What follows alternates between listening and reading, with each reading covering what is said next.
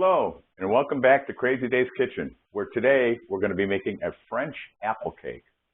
And this is really very delicious. Of course, everything I make is delicious, as my friend Steve wants me to say that it's horrible, but no, everything is actually delicious. I made this for Mother's Day. I was going to take my mom out to a nice place, and instead she said, "Why don't you make me one of your fancy cakes?" So I did, and this was one of them. The other one was the coconut and with cherries and pistachios cake. So I made her actually two cakes for Mother's Day. But we're going to get into this this French apple cake, and it's not so much a cake, and it's not so much a pie. It's delicious dough wrapped around finely cooked apples. So our ingredients are 1.5 pounds of Granny Smith apples, and then 1 pound of golden delicious apples, or you can use Braeburn apples too. So you want to core them, slice them 1/4 inch thick approximately, peeled of course as well, and put those aside in a bowl. We're going to actually cook these on the stove and get all of their moisture out a little bit later here. You're going to need 2 eggs. You're going to need 9, 10, 11, 12 tablespoons of white sugar divided. So you've got 1 tablespoon, 2 tablespoons, and then the balance, which is, I believe, 9 tablespoons. That's going to be for the batter. We have 2/3 cup all-purpose flour. We have a teaspoon of baking powder. We have a 1/4 teaspoon of salt. We have a 1/4 teaspoon of allspice. And I know you're eyeing this bottle of booze going, "What's the booze, Dave?" We want to know what the booze is. Well, what it is it's brandy. And you're going to need 2 tablespoons of brandy. Why buy a huge giant bottle if you're not a brandy drinker? Hey, if you're a brandy drinker, buy the full one. That'd be fantastic. We also have a little bit of pure vanilla extract that we're going to be mixing in a batter. And I'm pretty sure I mentioned the eggs. We're also going to be using this springform pan again. I've buttered it and I've floured it, and you're going to preheat your oven to 375 degrees while we work on the butter and apple combo. So let's head on over to the stove and get cranking on the butter and apple combo. See you in a minute.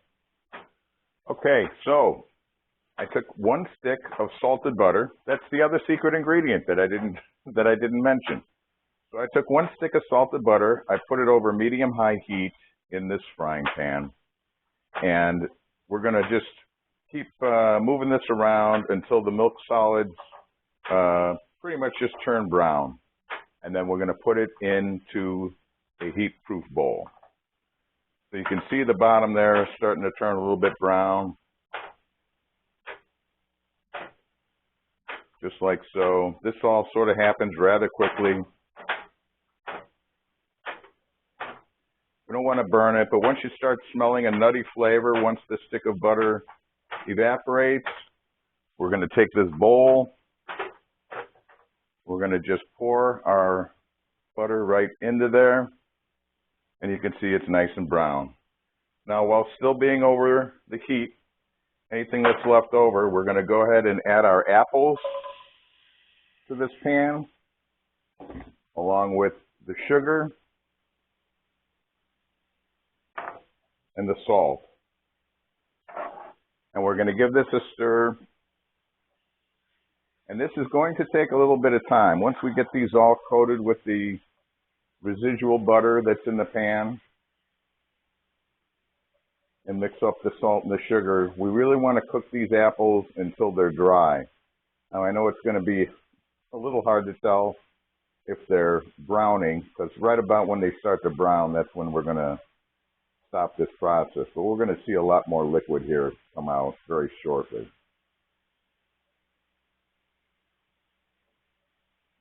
This is going to take about 15 minutes, always with the apples. And then also we're going to take our allspice, and we're just going to put it in and kind of mix it in with our butter.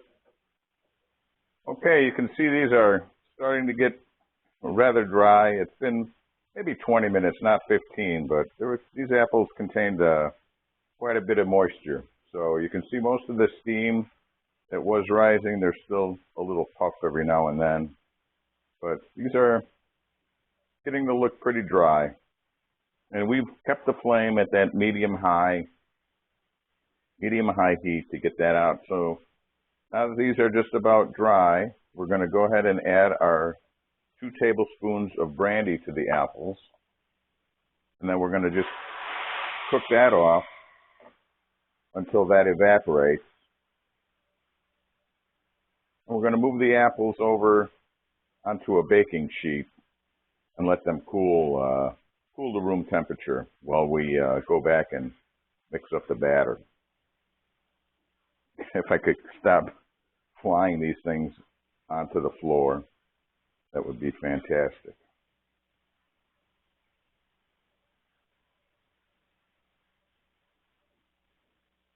So that's looking nice and evaporated. Let's go on and turn off our flame and dump the apples out onto a baking sheet. Just spread them out just so they'll cool down before we put them in the batter. We don't want them cooking the batter. And then we'll move over, back over and start putting the dough together. And again, here is our brown butter. Still cooling. It's still a little warm to touch, but both of these have to cool down to room temperature before we can move forward. So I'll see you in a little bit. Okay, so now that the apples are cooling, I have in this bowl 2 eggs, and I also have 2 teaspoons of the vanilla extract that we're just going to lightly whisk together here. Actually, I should have done the dry ingredients first because I'm not that smart, see? So that's okay. And we're in a smaller bowl, we are going to take the flour and the baking soda. This is where I should have started. Flour and the baking soda, and we're going to whisk that together.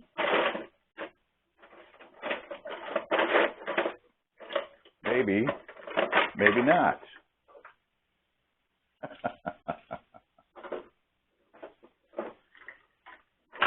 Not with this, we're not. We're not going to do anything with this.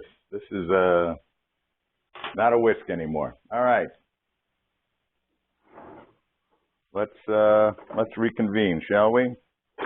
Well, let's just do this the old-fashioned way then. So we're just going to mix. Let's just whisk the baking soda in with a fork. All right, so we're going to also add our 9 tablespoons of sugar and whisk that in there. That'll work. And then we'll add the flour. And also let's add our browned butter with our allspice and get that combined in here as well. We don't want to miss any of this brown butter. Since we work so hard for it, let's make sure we get every last drop of that in there.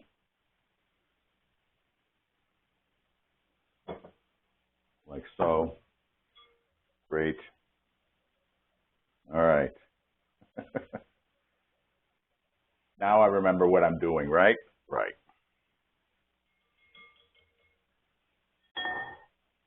Okay, now we can take our flour mixture. We can start mixing that in. And we're going to form a little bit of a batter. Trying to break up any lumps. It'll be a little bit lumpy, but not too horrible.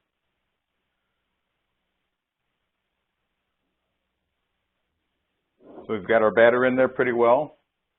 Then we're going to add our apples that have been cooling. And we're just going to fold those into our batter. I know you can't see anything, but they're coming down. All right. We're just going to lightly fold the batter over the apples until they're all well coated. Very nice. We're going to take our pan that we buttered and floured.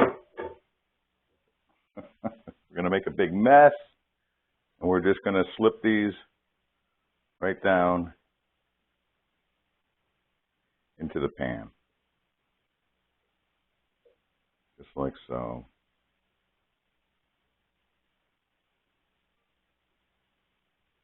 Making sure we get as much as that of that delicious batter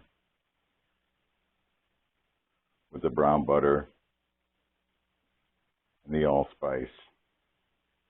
We're just going to smooth this out. All right, and then of course the finishing touch, the last teaspoon of sugar. We're just going to lightly sprinkle it right on top as evenly as possible. Kind of try to get the edges before you get the center. And then we're going to pop this into our preheated 375 degrees for about 50 minutes, I believe, maybe 45 minutes. I'll know at the end. I'll have an update for you at the end. I'll post it on the screen, what it's really supposed to be. Because to be honest, I sort of forgot, but we'll figure that out together. So we're going to pop this in the oven, 375 degrees for about, I'd say 40 minutes probably. So the downside of this cake is you're going to have to wait 2 hours. I know, grueling, 2 hours for it to cool, and then you'll slice into it and it will be heavenly. So French apple cake. I'll show you the finished product in a bit. See you soon. All right, so here we are with our finished product out of the oven. And again, like I say, you do have to wait, you should wait 2 hours for this to completely cool. Now, I took this out at 1 hour.